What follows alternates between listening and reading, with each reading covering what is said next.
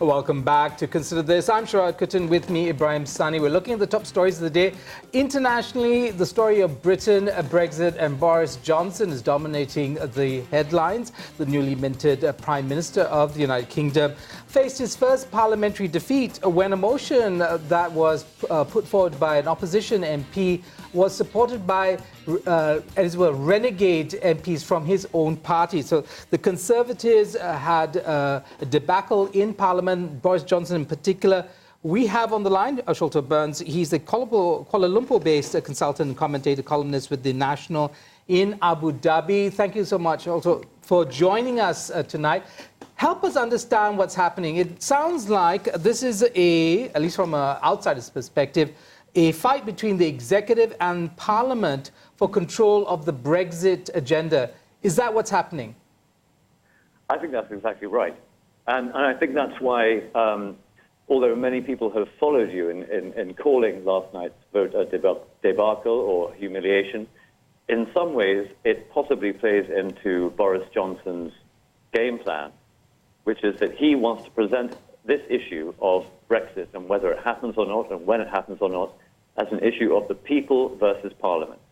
And the fact that he was defeated last night, and he's probably going to be defeated on a vote tonight too, allows him to present Parliament as being this unrepresentative group of Remainers who are unwilling to implement the people's vote in 2016 to leave the EU.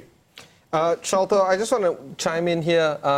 Do you think that because, you did say that this vote did play into Boris Johnson's hands, wouldn't the MPs know this? Wouldn't they would have seen this a mile away and therefore would have changed their course of action and do something differently? No, I don't think so, because the Remainer MPs, or people who are opposed to, let's be charitable for them, they're opposed to a hard Brexit, they feel, Boris Johnson has talked about leaving the EU, do or die. For them, it's a do or die situation too.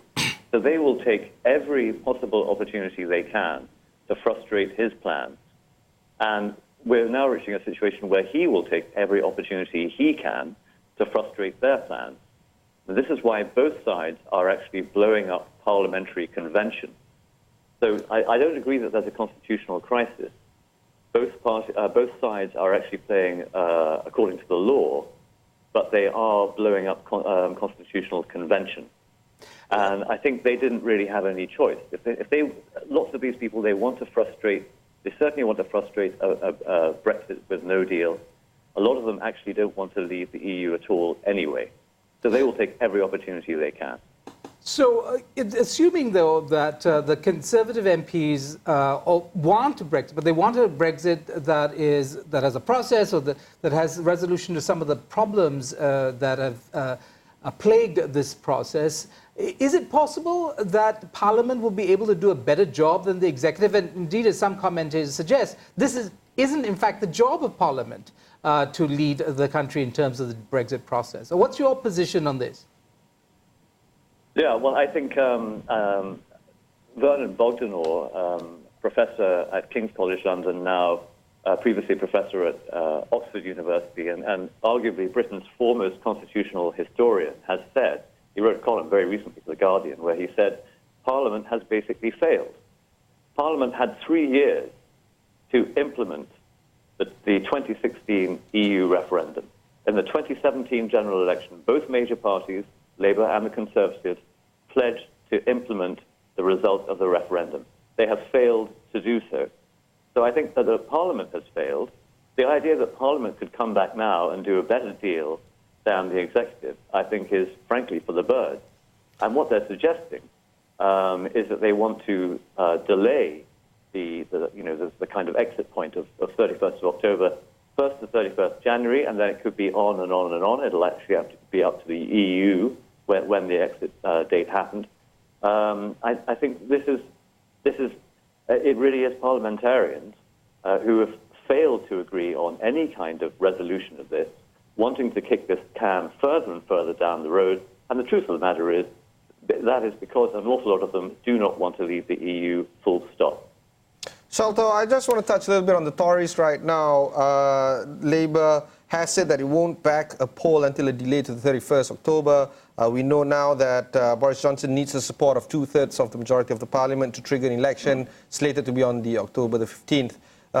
We also know that Tory has just expelled over 15 MPs, 21 Tory MPs for defying the party whip in the vote yesterday. Is this the end of the Conservative Party? Well, I think that's a good point in a way. I mean, various people have compared this to the repeal of the Corn Laws under Robert Peel in the 19th century, which ended the Conservative Party as it was then and heralded, a new kind of Conservative Party. I think what Boris has done, especially with the actions on the Tory MPs who didn't vote for him last night, is he is saying there is a new kind of Conservative Party. And under this new Conservative Party, you have to be in favour of leaving the EU. I think he is taking a very high-risk strategy. He's being very ruthless. He's being very focused. I don't think he's destroyed the Conservative Party. I think what he's aiming to do is to present it as the vehicle for leave. So what he's trying to do, in a sense, actually, is destroy the Brexit Party, which did so well in the European election. Funnily enough, in the last couple of days, you've heard nothing about the Brexit Party. Nothing at all. But that's because they don't have any MPs. What he is trying to position himself is, and the Conservative Party as, when there is a general election, if you are a leaver, you will naturally vote for the Conservative Party. And he is betting that there is a big enough percentage of the population for that to be able to win him a proper majority. Sholto, what do you think the Europeans are thinking when they watch this process? Do you think, in the sense that they might actually be rather gleeful at the troubles that Britain is having in leaving the EU, because it might also put the brakes on other movements or other countries where there is a popular resentment against the EU? They could turn to their own populations and say, well, look at what happens when you try to leave the EU. Oh, I think that's very true. I think already you have seen several parties in Europe which had flirted with the idea of advocating leaving the EU resile from that position. There's no question that the EU wanted to punish Britain for its decision to leave the EU. And I think there will be plenty of the I call them Euro fanatics, the people who believe in the United States of Europe and are imposing it upon everyone else, whether they like it or not. They'll be very happy to see Britain in trouble. And they will see it as an example to say to other people, look, you think about this, see what's happening in Britain. So think again. They'll be very happy about it. Sholto, because of this element that we're talking about, where the Europeans are gleeful, and I guess Boris is perhaps pulling off a very ruthless, very necessary kind of underhanded measure to get things done. Do you see an end actually approaching? For better or worse, Brexit will be done despite all the casualties it will take along the way?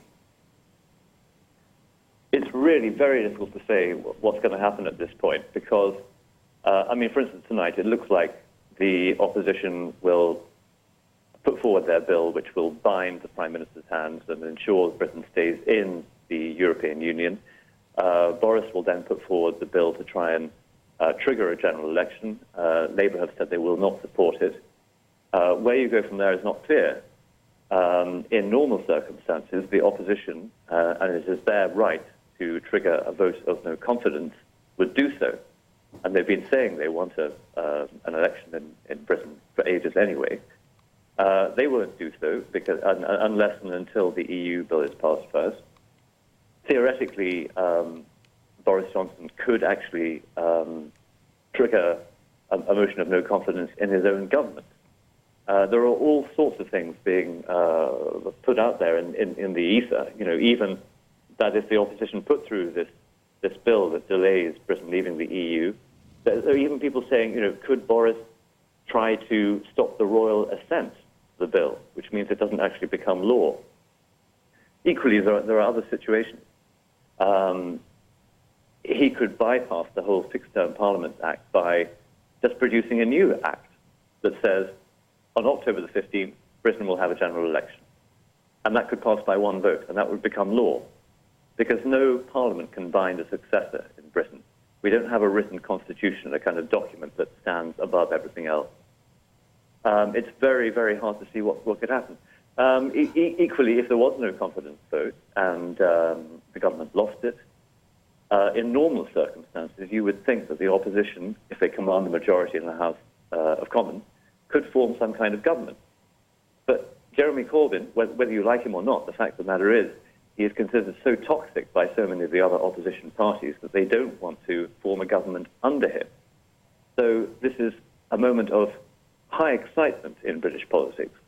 And I can ask you, so if I could just barge in there, Sholto, we have a minute remaining. What do you think is the popular sentiment? Are Britons getting rather cynical about their politics? Are they going to turn away from politics? Or because of the act of proroguing Parliament that Boris Johnson put forward, are they going to mass on the streets? Are we going to see what politics are we looking at in the next couple of weeks in Britain?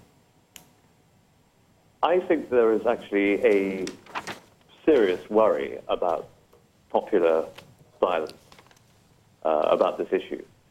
The attitudes on both sides have become so hardened, and Remainers have become extremely angry about this, and they don't care about the results of the referendum, and they feel that this is an issue that is above party, that is about the country, and fair enough. That's if that's their principles. I think that there are people on the Leave side who are frustrated to an unbelievable degree that they voted to leave the EU, and still 3 years later we have not left.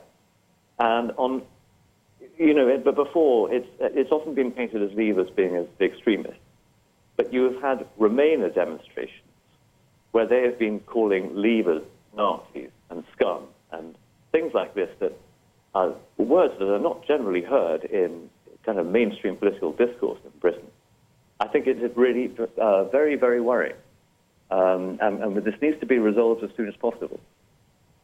Right, thank you so much. And that was Sholto Byrners, columnist with The National in Abu Dhabi. He's based in Kuala Lumpur. We'll be back with more, and stay tuned.